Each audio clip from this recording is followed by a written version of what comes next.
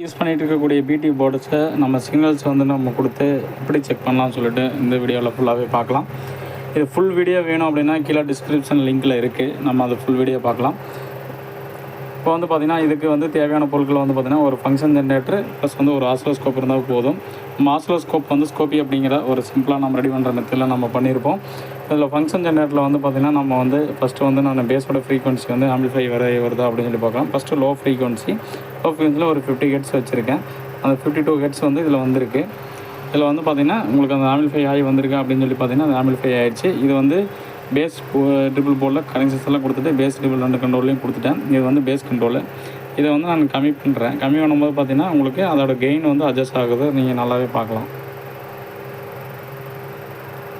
So ஃப்ரீக்வன்சியோட range வந்து பார்த்திங்கன்னா நம்மளுக்கு எவ்வளோ ஹெர்ட்ஸ்லேருந்து இப்போ 50 ஹெர்ட்ஸ்லேயும் நம்மளுக்கு ஆம்பிளிஃபை ஆகுது. ஸோ இது வந்து பேஸோட ஃப்ரீக்வன்சி 50 ஹெர்ட்ஸ்லேயும் இந்த போர்டு வந்து ஒர்க் ஆகும். அடுத்து வந்து பார்த்திங்கன்னா நான் கிலோஹெர்ட்ஸ் ரேஞ்சில் வந்து நான் செக் பண்ண போகிறேன். இப்போ வந்து 8 கிலோஹெர்ட்ஸ் கொடுத்துருக்கேன். அப்போ நம்ம ட்ரிபிளோடைய ஃப்ரீக்வன்சி வந்து பார்த்திங்கன்னா கிலோஹெர்ட்ஸ் ரேஞ்சில் தான் இருக்கும். ஸோ கிலோஹெர்ட்ஸ் ரேஞ்சில் வந்து பார்த்திங்கன்னா நம்மளுக்கு ஒர்க் ஆகுதா அப்படின்னு சொல்லி பார்த்தோம்னா அதை நம்ம செக் பண்ணிக்கலாம்.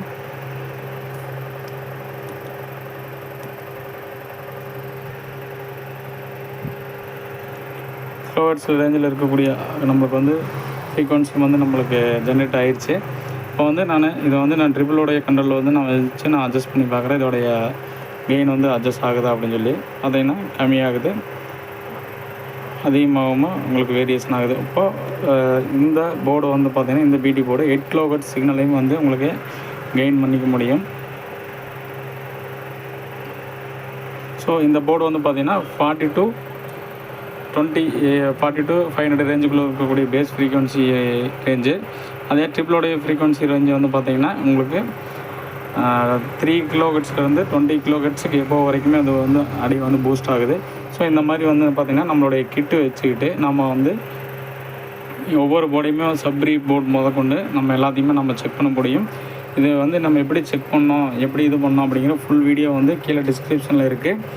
நீங்கள் அதை லிங்க் பண்ணி அந்த லிங்கை டச் பண்ணிவிட்டு நம்ம அந்த ஃபுல் வீடியோவை நம்ம பார்த்துக்கலாம். அதேமாதிரி டெக்னீஷியன் குரூப்பு வந்து கீழே வந்து கொடுத்துருக்கோம்.